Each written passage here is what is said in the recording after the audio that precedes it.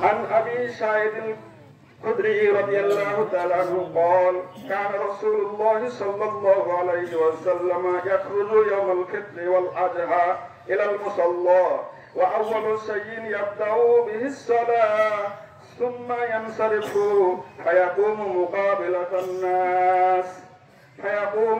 الناس والناس على صفوفهم فيعظهم ويأمرهم رواه متفق عليه মুআজ্জাজ মুহতারাম অধ্যকার 1446 হিজরির ঈদুল ফিতরের সালাত আদায়ের জন্য উপস্থিত পালসা ঈদগাহ ময়দানের সমস্ত মুসল্লিয়ানে কেরাম, সর্বাগ্রে আল্লাহ সুবহানাহু ওয়া তাআলার দরবারে অসংখ্য শুকরগুজার হচ্ছি যে আল্লাহ তাআলা আমাদেরকে দেশের বিভিন্ন প্রান্ত থেকে একত্র করে একসাথে এক পরিবেশের সদস্যর মতো করে একসাথে সালাতুল ঈদ ঈদুল ফিতরের সালাত বা জামাত আদায় করার তৌফিক দান করলেন।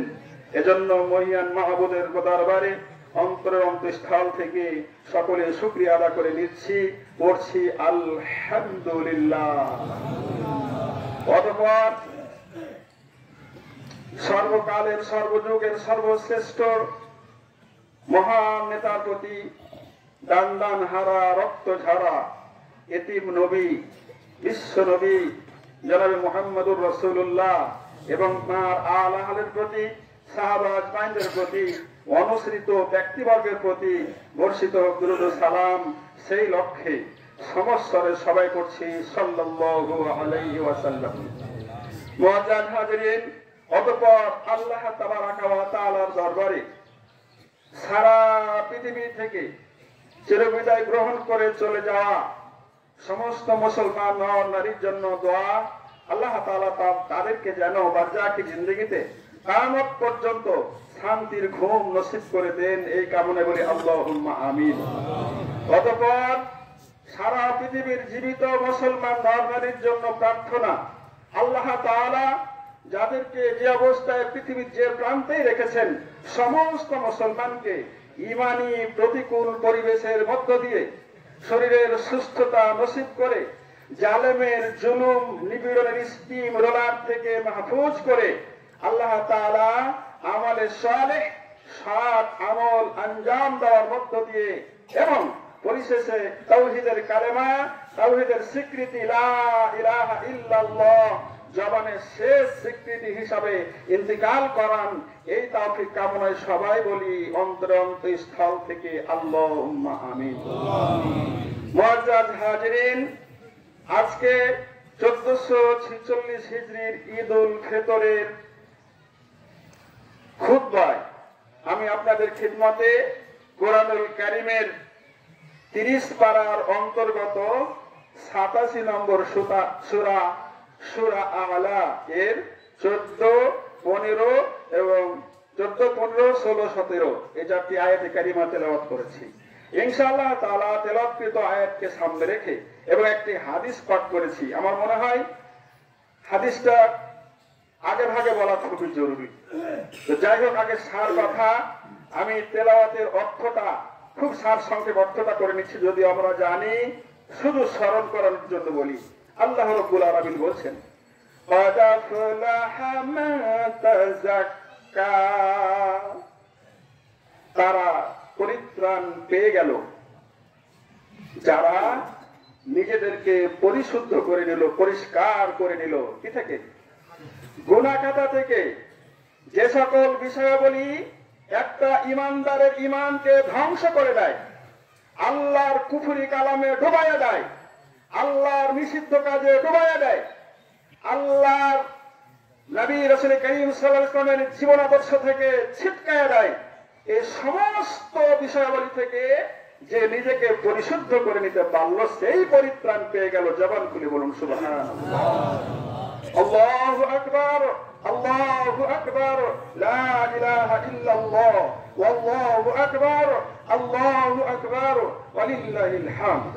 এরপর আল্লাহ তাআলা বলছেন, ওয়া যাকারা ইসমা রাব্বিহি ফাসাল্লা, তাদের রবকে স্মরণ করলো এবং সালাত আদা করলো। মুফাসসিরিনে কেরাম, মুহাদ্দিসিনে ইজাম বিভিন্ন জন বিভিন্ন কথা বলেছেন। তার মধ্যে ওমর ইবনে আব্দুল আজিজ রাহিমাহুল্লাহ তিনি এই আয়াত তেলাওয়াত করে ফিতরা বিতরণ করতেন। বলুন সুবহানাল্লাহ। মুহতারাম হাজিরিন, তাহলে পরিশুদ্ধ অর্থ এখানে আরেকটা ফরজিয়াত জাকাতের সাথে সাথে আরেকটা ফরজিয়াত জাকাত, সেটা হচ্ছে সাদাকাতুল ফিতর। এটা আদায় করেও যারা পরিশুদ্ধ করে নিল, এটা এর মধ্যে শামিল। সুবহানাল্লাহ ওয়া বিহামদিহি। এরপর আল্লাহ তাআলা বলছেন খুব স্পর্শকাতর আয়াত, খুবই স্পর্শকাতর। যারা আখিরাত নিয়ে চিন্তা করতেন সালফে সালিহিনগণ, বিশেষ করে আমর ইবনুল আস, আব্দুল্লাহ ইবনে আব্বাস রাদিয়াল্লাহু তাআলা আনহুমা, তারা এই আয়াত পাঠ করে এখানে এসে থেমে যেতেন। বলুন সুবহানাল্লাহ। যে বাল তুসিরুন আল হায়াতাদ দুনিয়া ওয়াল আখিরাতু খায়রু ওয়া আবকা, বরঞ্চ মানুষেরা দুনিয়ার জীবনকে প্রাধান্য দিয়ে বসেছে, অথচ তাদের জন্য আখিরাতের জীবনটাই হচ্ছে উত্তম জীবন, এবং শুধু উত্তম নয়, সর্ব উত্তম জীবন। বলুন সুবহানাল্লাহ। আর সর্ব উত্তম জীবন বলেই আল্লাহ তাআলা শেষ করেননি, পরবর্তীতে বললেন যে ওয়াবকা, এবং এটা চিরস্থায়ী। সুবহানাল্লাহ ওয়া বিহামদিহি। সুবহানাল্লাহ। প্রিয় হাজিরিন, এরপর আল্লাহ রাব্বুল আলামিন বলছেন, হ্যাঁ, এর সাত মিজাজ অর্থ শেষ হলো, এবার হাদিসটার দিকে চলে যাই। হাদিসে রাসূল করিম সাল্লাল্লাহু আলাইহি ওয়াসাল্লাম, আবু সাঈদ খুদরি রাদিয়াল্লাহু তাআলা আনহু থেকে বর্ণিত হাদিস, রাসূল সাল্লাল্লাহু আলাইহি ওয়াসাল্লাম ঈদুল ফিতরে এবং ঈদুল আজহায় যাই মুসল্লা অর্থাৎ ঈদগাহে যেতেন, ঈদের মাঠে যেতেন, গিয়ে সালাত আদায় করতেন, গিয়েই সালাত আদায় করতেন। আপনারা আমার উপর একটু মনক্ষুণ্ণ হন, মনে কষ্ট পান, আমার আসতে একটু দেরি হয় জন্য। তা আসলে দেরি করার উদ্দেশ্য নয়, আমার উদ্দেশ্যটা হচ্ছে যাতে সুন্নাতের উপরে আমল হয়। আল্লাহ তাআলা আমাদের সবাইকে মাফ করেন, আল্লাহুম্মা আমিন। প্রিয় ভাই সব, রাসূল গিয়ে সালাত আদায় করতেন।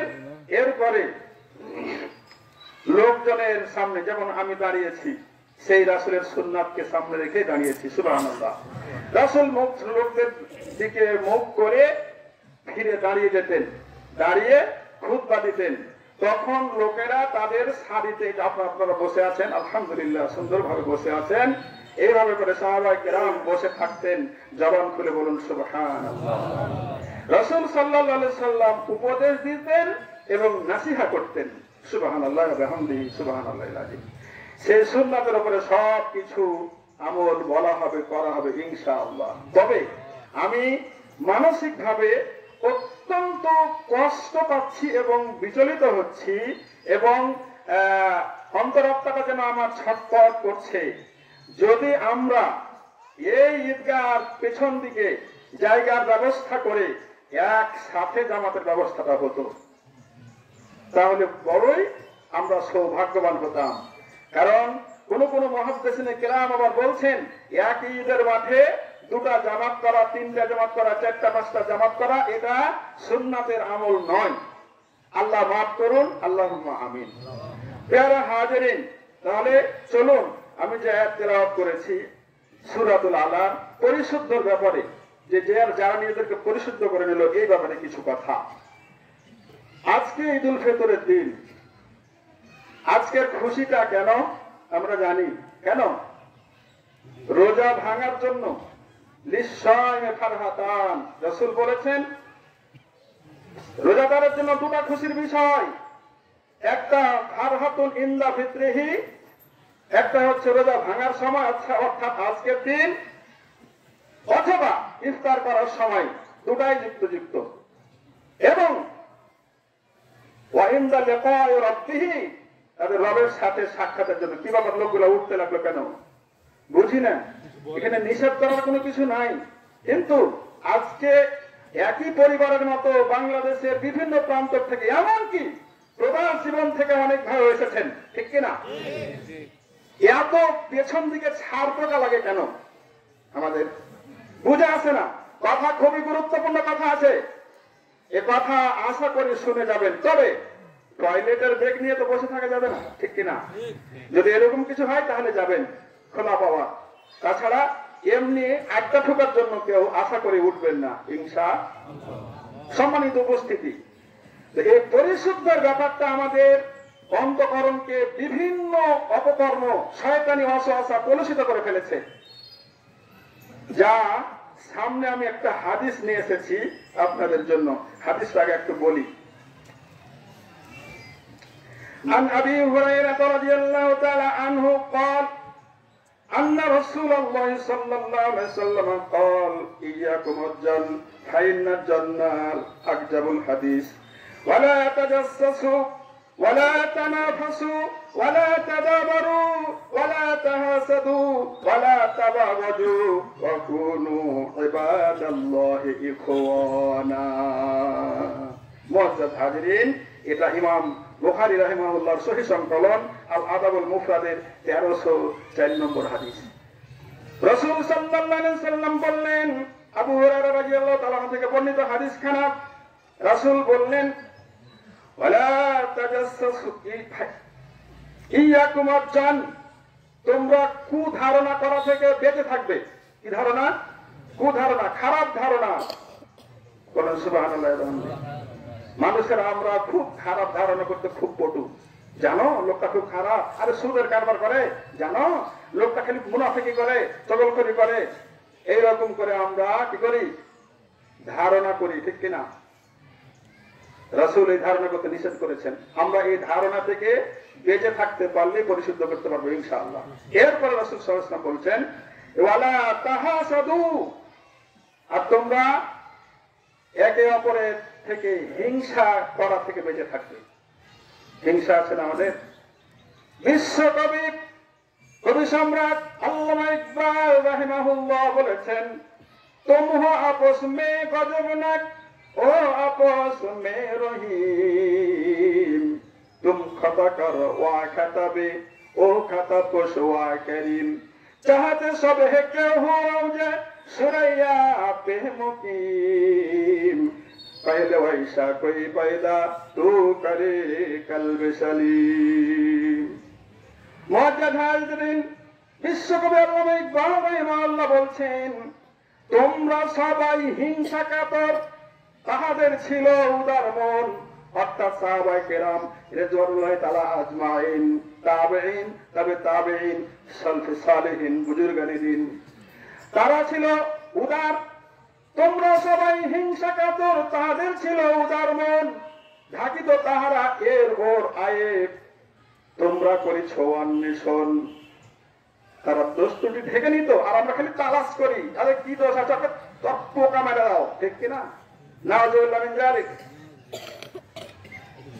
তোমরা করেছ অন্বেষণ, আর সুরাইয়া সম ঊর্ধ্বে উঠার দেখিছ স্বপন সুরঙ্গিন। তার আগে করো দিল প্রস্তুত, হও মুসলিম, হও মুমিন। আহা, নেতা হওয়ার জন্য কি চেষ্টা! আরে বাপ রে বাপ! জ্ঞানের খাতা একটুকু নাই, কোরআন নাই, হাদিস নাই, রাসূলের সুন্নাহ নাই, আদর্শ নাই। নেতা হওয়ার জন্য কি আতঙ্ক, একবারে আকাশ চুম্বী নেতা হতে চায়, ঠিক কিনা? প্রিয় ভাই সব, আমি জানি আমার কথায় অনেক ভাই কষ্ট পাবেন। ওয়াল্লাহি বিল্লাহি তাল্লাহি, আল্লাহর কসম, আমি কষ্ট দেওয়ার জন্য বলিনি, আপনাকে পরিশুদ্ধ করার জন্য বলছি। আপনি যদি আপনাকে পরিশুদ্ধ করতে না পারেন, আপনার জীবন ধ্বংস, আর আপনাকে ধ্বংস থেকে বাঁচানোই আমার উদ্দেশ্য। এজন্য আমি এই কথাগুলি বলি। আল্লাহ কবুল করেন, আল্লাহুম্মা আমিন। প্রিয় ভাই সব, এরপর রাসূল সাল্লাল্লাহু আলাইহি ওয়াসাল্লাম বলেন, ওয়ালা তাবাগাজু ফাকুনু ইবাদাল্লাহ, আর তোমরা একে অপরের গীবতে লেগে যেও না, শত্রুতা পোষণ করিও না। একে অপরের উপরে শত্রুতা পোষণ করা থেকে বেঁচে থাকবে, ঠিক কিনা? প্রিয় ভাই সব, এরপরে রাসূল সাল্লাল্লাহু আলাইহি ওয়াসাল্লাম বললেন, ফাকুনু ইবাদাল্লাহ ইখওয়ানা, তোমরা সবাই আল্লাহর বান্দা।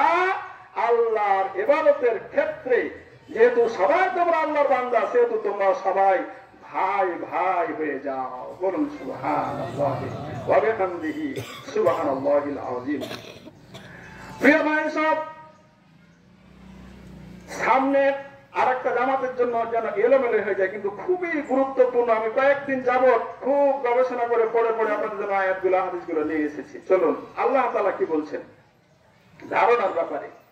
আল্লাহ রাব্বুল আলামিন বলেন, ইয়া আইয়ুহাল্লাযীনা আমানু ইজতানিবু কাসীরাম মিনাজ-যান্নি ইন্না বা'দাজ-যান্নি ইসম ওয়া লা তাজাসসু ওয়া লা ইয়াগতাবু বা'দুকুম বা'দা আইয়ুহিব্বু আহাদুকুম আন ইয়াকুলা লাহমা আখিহি মাইতা ফাকারিতুমুহু ওয়াত্তাকুল্লাহ ইন্নাল্লাহা তাওয়াবুর রহিম। আল্লাহ রাব্বুল আলামিন বলেন, হে বিশ্বাসীগণ, তোমরা বেশি বেশি ধারণা করা থেকে বেঁচে থাকবে, অর্থাৎ কুধারণা করা থেকে বেঁচে থাকবে। ইন্না বা'দাজ-যান্নি ইসম, জেনে রাখো নিঃসন্দেহে অনেক কুধারণা তোমাদের জন্য পাপের পাহাড় চাপায়া দেয়, তোমাদেরকে পাপীতে পরিণত করে দেয়। সুতরাং তোমরা এই ধারণা করা থেকে বেঁচে থাকবে। ওয়ালা তাজাসসু, আর তোমরা অপরের পেছনে লেগে যেও না, দোষ ত্রুটি তালাশ করার জন্য গোয়েন্দাগিরিতে লেগে যেও না। গোয়েন্দাগিরি অনেক সময় যারা মানুষের সম্মান নষ্ট করার জন্য গোয়েন্দাগিরি করে, তাদের নিজের সম্মানকে আল্লাহ মাটির সাথে ধসায় দেয়, ঠিক কিনা? সম্মানিত উপস্থিতি, আল্লাহ রাব্বুল আলামিন বললেন যে মানুষের গোয়েন্দাগিরিতে লেগে যেও না, আর তোমার একে অপরের সাথে গীবতে মগ্ন হয়ে যেও না। গীবত হয় আমাদের? হয়। এটা যদি হয় তাহলে জীবন ধ্বংস। জীবন কি ধ্বংস? যার গীবত করা হয়েছে তার কাছ থেকে মাপ নিতে হবে। এখন যে মারা গেছে তার জন্য কি অবস্থা? তার কাছে তো মাপ করার বুদ্ধি নেই। যে মারা গেছে তার জন্য ইস্তেগফার কামনা করবেন, ক্ষমা প্রার্থনা করবেন আল্লাহর কাছে, কাকুমিতে নিজের জন্য ক্ষমা, তার জন্য ক্ষমা, তোমার বোঝা ডবল হয়ে গেল, ঠিক কিনা? সম্মানিত উপস্থিতি, এরপরে আল্লাহ রাব্বুল আলামিন বলেন, আইয়ুহিব্বু আহাদুকুম আন ইয়াকুলা লাহমা আখিহি মাইতা, তোমাদেরকে যদি বলা হয় যে তোমার মৃত ভাইয়ের গোশতটা একটু খাও, একটু কেটে দাও, একজন ব্যক্তি মারা গেল, তার গোশতটা একটু কেটে তোমাকে দিয়ে দেওয়া হলো, বলা হলো যে খাও, এটা কি তুমি খাবে? কে বলছেন? কে বলছেন? আল্লাহ রাব্বুল আলামিন। গীবত কত জঘন্য, গীবত কত নিকৃষ্ট, গীবত কত খারাপ। আল্লাহ রাব্বুল আলামিন বলছেন যে গীবত করা মানে মৃত ভাইয়ের গোশত ভক্ষণ করা। জবান খুলে বলুন নাউযু বিল্লাহি মিন যালিক। এরপর আল্লাহ রাব্বুল আলামিন বলেন, আত্তাকুল্লাহ, কথাগুলো বলা হলো এজন্য তোমরা আল্লাহকে ভয় করো, অর্থাৎ এগুলো সব ছেড়ে দাও, বেঁচে যাও, চলে আসো আল্লাহর পথের দিকে। বলুন সুবহানাল্লাহ। এরপর আল্লাহ রাব্বুল আলামিন বলেন, ইন্নাল্লাহা তাওয়াবুর রহিম, নিঃসন্দেহে আল্লাহ রাব্বুল আলামিন তাওবা কবুলকারী এবং দয়াবান। তাওবা কবুলকারী এবং দয়াবান। আল্লাহ তাআলা পারতেন তুই গীবত করেছিস তো 14 গোষ্ঠীকে শেষ করে দেব, পারতেন না? কি বলেন, পারতেন কি পারতেন না? কিন্তু না, তা বলেননি। আল্লাহ জানিয়ে দিলেন যে আল্লাহ তাওবা করে, তার মানে তাওবা করে ফিরে আসো, তাহলে আল্লাহকে তাওবা কবুলকারী পাবে এবং তোমার প্রতি রহমশীল পাবে। বলুন সুবহানাল্লাহি ওয়া বিহামদিহি সুবহানাল্লাহিল আযীম। প্রিয় হাজিরিন, এখন এসব কথাগুলির উপরে কোন শ্রেণীর লোকগুলোর সাথে কোন শ্রেণীর লোকগুলা আনুগত্য করলে পরে এই কাজগুলা থেকে বেঁচে থাকা যাবে, আল্লাহ রাব্বুল আলামিন এই মর্মে সূরাতুন নিসা, সূরা নিসার 59 নম্বর আয়াতের মধ্যে ইরশাদ করেছেন, ইয়া আইয়ুহাল্লাযীনা আমানু আতিউল্লাহ ওয়া আতিউর রাসূল ওয়া উলিল আমরি মিনকুম فإن تنازعتم في شيء فردوه إلى الله والرسول إلى آخر الآية। আল্লাহ রাব্বুল আলামিন বলছেন, হে বিশ্বাসীগণ, তোমরা আল্লাহর আনুগত্য করো, আল্লাহর রাসূলের আনুগত্য করো এবং তোমাদের নেতাদের আনুগত্য করো। একটু জবান খুলে বলুন সুবহানাল্লাহ।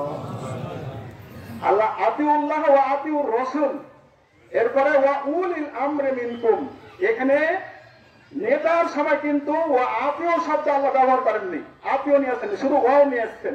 এবং তার মানে অর্থ দাঁড়ায় যে ওই নেতা যখন আল্লাহ এবং আল্লাহর রাসূলের অনুসারী হবে তখন ওই নেতার অনুসরণ করবে। বলুন সুবহানাল্লাহ। এই কথা বোঝা সহজ না কঠিন? আমরা যারা নেতা হতে চাই, নেতার আনুগত্য করতে চাই, চাই না? কেউ প্রকাশ্যে চায়, কেউ গোপনে চায়, কিন্তু চাই আমরা কেউ না কেউ কোনো না কোনো হবে নেতার অনুসারী, ঠিক কিনা?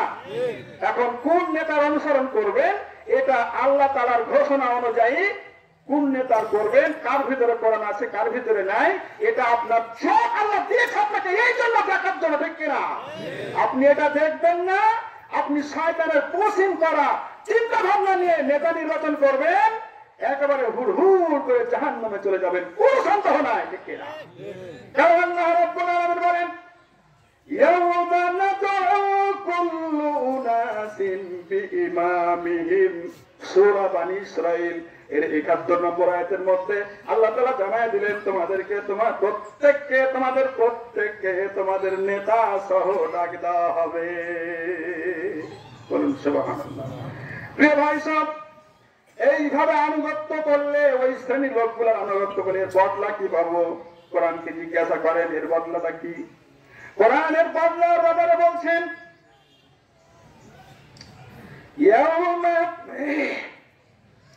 ومن يطع الله والرسول فأولئك مع الذين أنعم الله عليهم من النبيين والصديقين والشهداء والصالحين وحسن أولئك رفيقا। আল্লাহ রাব্বুল আলামিন বলেন, যারা আল্লাহ এবং আল্লাহ রাসূলের আনুগত্য যারা করে নিল, কাল কিয়ামতের ময়দানে মুসিবতের সময় তারা, অর্থাৎ ওই লোকগুলি নবীর সাথে, সিদ্দিক সত্যবাদীদের সাথে, শহীদদের সাথে এবং নেককার পরেজগার বান্দাদের সাথে ইয়াউমুল মাহশারে থাকবে। এখন এরপরে আল্লাহ তাআলা বললেন যে ওয়া উলাইকা ওয়া হাসুনা উলাইকা রফিকা, প্রত্যেক man is a social being, he can not live alone. মানুষ হচ্ছে সামাজিক জীব, সে সব সময় সঙ্গী চায়, সাথী চায়, বন্ধু চায়, ঠিক কিনা? এজন্য মানুষ একাকী বসবাস করতে পারে না, ঠিক? আল্লাহ রাব্বুল আলামিন বললেন যে তুমি সঙ্গী চাও, তোমার উত্তম সঙ্গীটা হচ্ছে ওই সঙ্গী যে আল্লাহ এবং আল্লাহর রাসূলের আনুগত্য করে। জবান খুলে বলুন সুবহানাল্লাহ। আর তার অনুসরণ যে করবে, তার অনুগত্য যে করবে, তারা নবী, সিদ্দিক, শহীদদের সাথে ইয়াউমুল মাহশারে থাকবে। আল্লাহ আমাদের সবাইকে, আমার প্রাণ প্রিয় পালসাবাসী, আয় আল্লাহ আমার প্রাণ প্রিয় পালসাবাসীকে অতীতের সমস্ত ভুলগুলিকে, ত্রুটি বিচ্যুতিগুলিকে কবর রচনা করে দিয়ে মৃত্যু পরিশুদ্ধ করে ইমানের উপরে কবল করে না, ইমান নিয়ে মৃত্যুবরণ করে তৌফিক দাও। জবান করে বলুন আল্লাহুম্মা আমিন। প্রিয় ভাই সব, এরপর আল্লাহ রাব্বুল আলামিন বললেন, কাদের অনুসরণ আনুগত্য করা যাবে না, কাদের আনুগত্য করা যাবে না, এদের ব্যাপারে আল্লাহ রাব্বুল আলামিন বলছেন, ولا تطع من أغفلنا قلبه عن ذكرنا واتبع هواه وكان أمره فرطا। الله أكبر الله أكبر لا إله إلا الله والله أكبر الله أكبر ولله الحمد। আল্লাহ রাব্বুল আলামিন বলেন, ওয়ালা তুতি মান আগফালনা কলবাহু আন যিকরিনা, তোমরা ওই শ্রেণীর নেতাদের আনুগত্য করতে যেও না, ওই শ্রেণীর লোকগুলোর আনুগত্য করতে যেও না যারা আল্লাহর জিকির থেকে নিজেদেরকে ফিরাইয়া নিয়েছে, আল্লাহর জিকির থেকে ফিরাইয়া নিয়েছে, তাদের আনুগত্য করো না। আল্লাহর জিকির থেকে কিভাবে ফিরাইছে?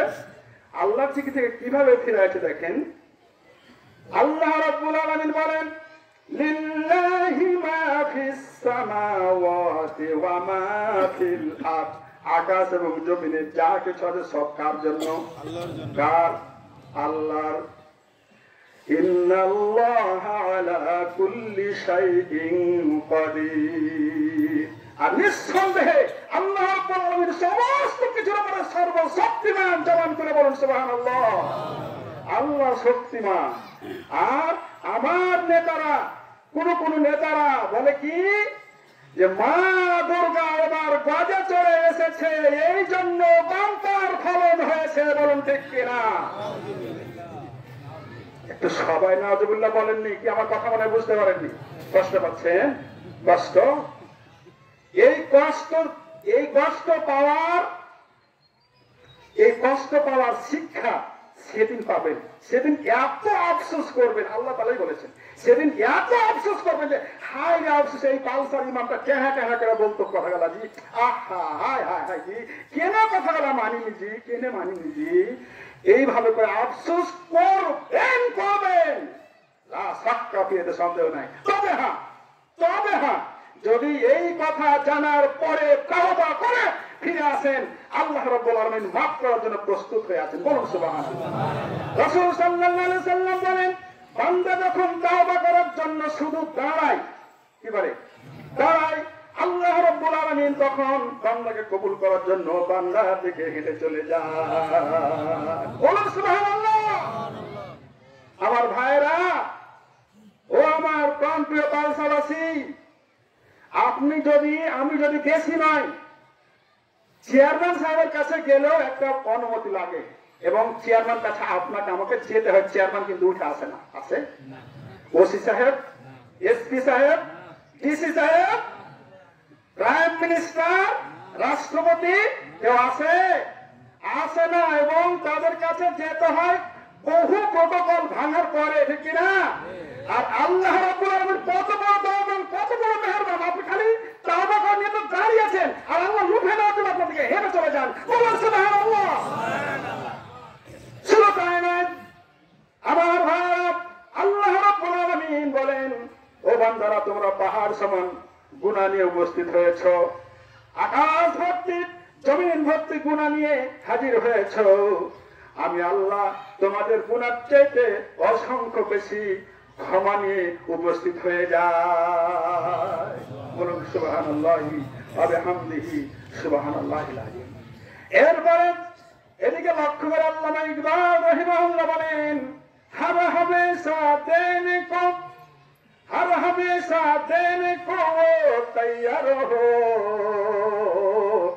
जो न मांगे उससे वो बेजार हो, সদা সর্বদা দেওয়ার জন্য আল্লাহ রাব্বুল আলামিন প্রস্তুত হয়ে আছেন, যে যত চায় আল্লাহ তাআলা তার উপরে তত খুশি হয়ে যান, বলুন সুবহানাল্লাহ। প্রিয় হাজিরিন, তাহলে ওই শ্রেণীর নেতার আনুগত্য করা যাবে না যে যারা আল্লাহকে নিজের গায়ভীতি দেখায়া, মাতাবরি দেখায়া, শয়তানের সুসুড়ি নিয়ে, শয়তানের কাতুকুতু নিয়ে নিজেকে খুব পণ্ডিত সাজাইছে, আল্লাহ জিকির করে না, আল্লাহর হুকুমের তোয়াক্কা করে না, এদের আনুগত্য করা যাবে না। ওয়াত্তাবা হাওয়াহু, এরা মনের পূজা করে, মনের অনুসরণ করে, মন যা চায় তাই করে। অবশ্য আমরা এক মাস মন যা চেয়েছে তাই করতে পেরেছি, করেন? মন যা চেয়েছে তা করতে পারি নাই। আমরা মনের পূজারী নয়, আমরা কার পূজারী? আল্লাহ পূজারী। আল্লাহ আমাদেরকে হুকুম দিয়েছিল শুভ সাদেক থেকে সূর্যাস্ত পর্যন্ত হালাল খাবার, স্ত্রী সহবাস এবং বিভিন্ন প্রকার হারাম অন্যায় কর্মকাণ্ড থেকে আল্লাহ তাআলা বাঁচে বেঁচে থাকার হুকুম দিয়েছিলেন, আমরা তাই থেকেছি, ঠিক কিনা? আমরা অঙ্গীকার করেছি, প্রত্যেক সূরা ফাতিহায় যতবার পড়েছি ততবারই আল্লাহকে বলেছি ইয়াকা না'বুদু ওয়া ইয়াকা নাস্তাঈন, ঠিক কিনা? প্রিয় ভাই সাহেব, তাহলে এখন অঙ্গীকার করলাম আল্লাহর সাথে ফজরের নামাজে, এরপরে সাহারি খেয়ে ফজরের নামাজ পড়লাম, অঙ্গীকার করলাম যে আল্লাহ আর তোমার নিষিদ্ধ কাজ করবো না। সারাদিন গেল, জোহর গেল, আসর গেল, মাগরিব গেল, মাগরিব সালাত আদায় করে বের করে দোকানে যেতে আর একটা ব্যায়াম গেল, দেখি হয়েছে? এরকম হয়েছে? যারা হয়েছে তারা তাওবা করে উঠে যান এখান থেকে, তাওবা করে, তাদের জন্য ঈদ নয়। আর এক শ্রেণীর ভাইয়েরা এরাও এসেছেন যারা রোজা রাখেননি। অনেক ব্যক্তি আছে যে মসজিদে 5 ওয়াক্ত নামাজের 1 ওয়াক্ত পা হয়নি, ঠিক কিনা? তারপর ঈদের মাঠে এসে উপস্থিত হয়েছে। আরবি এক কবি বলেছেন, লাইসাল ঈদু লিমান লাবিসাল জাদিদা ওয়ালাকিন্নাল ঈদু লিমান খাফাল ঈদা, লাইসাল ঈদু লিমান রাকাবাল মাতায়া ওয়ালাকিন্নাল ঈদু লিমান তারাকাল খাতায়া। কবি বলছেন তাদের জন্য ঈদ নয় যে নতুন পোশাক পরিধান করে একেবারে খুব সেন্ট আতর ব্যবহার করে চলে এসেছে, অথচ নিজেকে পরিশুদ্ধ করেনি, পবিত্র করেনি, রোজা রাখেনি, আল্লাহ নিষিদ্ধ কাজগুলি করে ফেলেছে, তার জন্য ঈদ নয়। ঈদ হলো তার জন্য যে আল্লাহর ভয়ে ভীত হয়ে গুনাহের কাজ থেকে বেঁচে থেকে নেকির কাজ আঞ্জাম দিয়েছে, তার জন্য হলো ঈদ। এরপরে তিনি বলছেন ওই ব্যক্তির জন্য ঈদ নয়, টাকা আছে, কোটিপতি, লাখপতি, গাড়ি, একবারে মার্সিডিজ গাড়ি। আমরা তো ছোট মানুষ, জ্ঞানহীন কম, অত গাড়ির নামও জানি না, তবে ভালো গাড়ি মনে হয় মার্সিডিজ গাড়ি, মনে হয় খুব ভালো গাড়ি, ঠিক কিনা? ভালো গাড়ি, একেবারে মার্সিডিজ গাড়ি, তারপরে হাইস গাড়ি, গাড়ি তো চলে ঈদের মাথা আছে, আছে না? আছে। তো কবি বলছে যে তার জন্য ঈদ নয়, ঈদ হলো তার জন্য যে তার গুনাহ খাতা থেকে নিজেকে তরক করে নিয়েছে, খারাপ করে নিয়েছে, বিচ্ছিন্ন করে নিয়েছে, তার জন্য ঈদ। বলুন সুবহানাল্লাহ। আজকে আমরা ঈদের নতুন পোশাক ক্রয় করার জন্য নিজে গেছি, স্ত্রীকে নিয়ে গেছি, বোনকে নিয়ে গেছি, তারপরেও হয়নি, বোন স্ত্রীকে বলছে যাও যাও, এটা পছন্দ হচ্ছে না, যাও তুমি একটা ভালো দেখে নিয়ে যাও, ভালো বড় দোকানে যাবে, গিয়ে একেবারে সবচেয়ে সেরা দামিটা নিয়ে আসবে। সেরা দাম কত? একটা 500 টাকার জামা, দাম চাইলো 5590 টাকা। তারপরে বাস যে এত দাম হয় নাকি, কত হবে? 4000 টাকা নেন। আচ্ছা ঠিক আছে, দেন করে দিয়ে 500 টাকার জামা 4000 টাকাতে নিয়ে চলে আসবে। আচ্ছা না এরকম? নাউজুবিল্লাহ বলেন। কি করলেন? কেন পাঠালেন? হাইরে বাজার, শুধু মহিলারই বাজার মনে হচ্ছে। ঈদের মার্কেটটা শুধু ওয়ারাকে ছেড়ে যাও, পুরুষেরা মাঠে ময়দানে চলে যাও, মনে হয় খুবই ভালো হতো, ইমান রক্ষা হতো। ওই যে রাসূল বলেছেন না, ইমান রক্ষার জন্য জঙ্গলে চলে যেতে হবে, বলেননি? তাই ভালো হতো। কেন পাঠাবেন? আপনার চোখে যেটা সুন্দর সেটা নিয়ে এসে আপনি বলবেন, দিয়ে হাতে তুলে দিয়ে বলবেন যে এটা আমি পছন্দ করে নিয়ে এসেছি, এটাই তোমাকে পড়তে হবে, এটাই তোমাকে পছন্দ করতে হবে, তোমাকে দেখে আমি তৃপ্তি লাভ করবো। কিন্তু না, তোমার পছন্দ চলবে না, তুমি যেটা পছন্দ করছো আমার নাও হতে পারে। এ কথা বলতে পারবো না? পারবো না ইনশাআল্লাহ। আর আরেকটা কথা, নিজেকে পরিশুদ্ধ যারা করেছে তারাই সফলতায় পৌঁছে গেছে। এগুলো পরিশুদ্ধের মধ্যে সব একীভূত। বলুন সুবহানাল্লাহ, আল্লাহু আকবার, আল্লাহু আকবার, লা ইলাহা ইল্লাল্লাহ, আল্লাহু আকবার, আল্লাহু আকবার, ওয়ালিল্লাহিল হামদ। আরেকটা কথা আমি জুমার খুতবায় বলি যে আপনার কোনো কাজ নাই, বাজারে গিয়ে দোকানে আড্ডা ঠুকছেন, আর আপনার স্ত্রী দোকানে বাজার করতে গেছে, ঠিক কিনা? আচ্ছা, দোকানদারটা আপনার চাচাতো ভাই, ও তখন আপনি বললেন যে ওটা আমার চাচাতো ভাই, আমার স্ত্রী ওখানে গেল, ওটা ঘরের মানুষ, ওখানে গেলে অসুবিধা নাই। বলি না বলি না বলি না বলি না জি না জি না। আপনার চাচাতো ভাই তো দূরের কথা, আপনার স্ত্রীর চাচাতো ভাইয়ের কাছে সে যেতে পারবে না। আপনার চাচাতো ভাই মানে আপনার নিজের ভাইয়ের কাছে আপনার স্ত্রী যেতে পারবে না ভাই। আপনার নিজের ভাই থেকে আপনার স্ত্রীকে ভাগ করে রাখতে হবে। কারণ রাসূল সাল্লাল্লাহু আলাইহি ওয়াসাল্লাম বলেছেন, আপনার ছোট ভাই আপনার স্ত্রীর কাছে কেমন জানেন? আপনাকে যদি এখনই আপনার সামনে একটা এই 10টা সাপ ছেড়ে দেওয়া হয়, তাহলে ওই সাপটার কামড় থেকে বাঁচার জন্য আপনি পালাবেন না সরবেন না বলেন? আপনি কোন কথা আমার মতো জাহাজ আবার ইমাম হয়তো চট করে সরে যাবে, ঠিক কিনা? আমার ভাইরা, রাসূল সাল্লাল্লাহু আলাইহি ওয়াসাল্লাম বললেন যে তোমার ভাই তোমার স্ত্রীর কাছে মৃত্যুর মতো। সুবহানাল্লাহ বলবেন না? তুমি যেমন মৃত্যু, প্রত্যেকটা মানুষ যেমন মৃত্যু থেকে বেঁচে থাকে, ঠিক তোমার ছোট ভাই থেকে তোমার স্ত্রীকে বেঁচে থাকতে হবে, তার সামনে দেখা দেওয়া যাবে না। আর আপনি আপনার স্ত্রীকে আপনার চাচাতো ভাই, ফুফাতো ভাই, খালাতো ভাই এবং প্রতিবেশী দোকানে পাঠিয়ে দিলেন, ওটা ঘরের মানুষ, ওই যাও তুমি বাজারটা একটু করে নিও, আমি বাজারের দিকে গেলাম। বিশাল নেতা, বাপরে, নেতাও কি লোকজনকে সাইডে নিয়ে এই যে গল্প শুরু করে দিল, আর স্ত্রী দোকানে যায় এর সাথে ধাক্কা ওর সাথে ধাক্কা দিয়ে বাজার করছে। লজ্জা হয়? লজ্জা আছে আমাদের? কি বলেন, কথা বলেন না কেন? লজ্জা আছে কি আমাদের? লজ্জা আনতে হবে না? বলে আনতে হবে না, হবে না?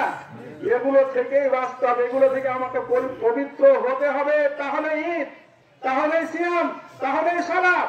নয়তো আপনি যদি দায়ুসের খাতায় পড়ে যান, রাসূল সাল্লাল্লাহু আলাইহি ওয়াসাল্লাম ঘোষণা করেছেন আদ-দায়ুস লা ইয়াদখুলুল জান্নাহ, দায়ুস জান্নাতে প্রবেশ করবে। প্যারা হাজিরিন, প্যারা হাজিরিন, এই জন্য বলছিলাম যে আমার যেন কেন জানি এলোমেলো হয়ে যায়। খুব গুরুত্বপূর্ণ কথা, অনেক কথা ছিল এবং নিয়ে এসেছিলাম, কিন্তু সিগন্যাল পড়ে গেছে। যখন সিগন্যাল পড়ে গেছে তখন সমাপনীতে যেতে হবে, ঠিক কিনা? কারণ পরবর্তী আরেকটা জামাত আছে। চলেন, আমি আর কিছু বলবো না, এখন কিছু নাসিহামূলক কথা দিকে চলে যাচ্ছি। রমজানের পরবর্তী গুরুত্বপূর্ণ আমল এ সম্পর্কে কিছু কথা বলছি। আমার ভাইরা, ওই যে বলছিলাম যে আমরা ঈদের নতুন পোশাক কেনাকাটার জন্য হয়রান পেরেছেন, আর আমার ফিলিস্তিনি ভাইরা আজকে এক মুঠো সাহারি খাবে, সাহারি খেয়ে যে রোজাটা রাখবে, সিয়ামটা রাখবে, তার বন্দোবস্ত নেই। কি খেয়ে ইফতার করবে তার কোনো বন্দোবস্ত নেই। আপনার ইন্টারনেটের যুগে আপনারা দেখেছেন, ঘাস লতা পাতা প্লেটের সামনে নিয়ে সেগুলো খেয়েই তারা ইফতার করছেন, ঠিক কিনা? এর চাইতে অমানবিক, মানবতা বর্জিত আর কি হতে পারে? অথচ তারাও কিন্তু ঐশী কিতাবের পতাকাবাহী। তারা ওই ইহুদিরা ঐশী কিতাবের ঝান্ডাবাহী, খ্রিস্টানরা ঐশী কিতাবের ঝান্ডাবাহী। কিন্তু আল্লাহ রাব্বুল আলামিন তাদের ঐশী কিতাবগুলিকে কি করেছেন? বন্ধ করে দিয়েছেন, বাতিল করে দিয়েছেন। আর সর্বশেষ এবং সর্বশ্রেষ্ঠ কিতাব কোরআনুল কারীমের উপরে ঈমান আনতে বলেছেন। কেউ যদি রাসূল সাল্লাল্লাহু আলাইহি ওয়াসাল্লাম দুনিয়ায় আসার পর এবং পরিচিতি লাভ করার পর, ইহুদি হোক খ্রিস্টান হোক, সে যদি রাসূলের উপর ঈমান না আনে, তাহলে ও জাহান্নামী, ও জাহান্নামী, ও জাহান্নামী। সে যত বড় বুজুর্গ হোক, যত বড় ওই খ্রিস্টান মিশনের পাদ্রী হোক, যত বড় ওই ইহুদিদের প্যাগোটার ধর্মযাজক হোক, তার জন্য জাহান্নাম অপেক্ষা করছে। আল্লাহ তাআলা তাদেরকে, বিশেষ করে খ্রিস্টানরা কিন্তু মুসলমানের খুব কাছাকাছি, এজন্য তাদের জন্য আমরা হেদায়েত কামনা করি। আল্লাহ তাআলা তাদেরকে হেদায়েত নসিব করুন। আর ইহুদিরা চিরবজ্জাত, রারক্তাক্ত জাতি, এরা এতই নিকৃষ্ট, এতই জঘন্য। আল্লাহ তাআলা শুধু আমাদেরকে পরীক্ষা করছেন, আমাদের পরীক্ষার জন্য এমন পরিণতি হচ্ছে। আল্লাহ তাআলা দেখতে চাচ্ছেন যে আমরা কি করি। নয়তো এজন্য আল্লাহ তাআলা বলছেন, ইন তানসুরুল্লাহ ইয়ানসুরুকুম, তোমরা যদি আল্লাহকে সাহায্য করো তাহলে আল্লাহ তোমাদেরকে সাহায্য করবেন ইনশাআল্লাহ। আপনাদের ধৈর্যচ্যুতি ঘটে গেছে, একটু বসুন আর কয়েক মিনিট। আমি বলছিলাম আল্লাহ তাআলা ওই সকল ভাইদেরকে স্বাধীন বানিয়ে দিন, বলুন আল্লাহুম্মা আমিন। এবং ইহুদিদেরকে ধ্বংস করুন, খ্রিস্টানদেরকে হেদায়েত দান করুন, আল্লাহুম্মা আমিন। এরপরে চলুন রমজানের পরবর্তী গুরুত্বপূর্ণ আমল। রাসূল সাল্লাল্লাহু আলাইহি ওয়াসাল্লাম বলেছেন, মান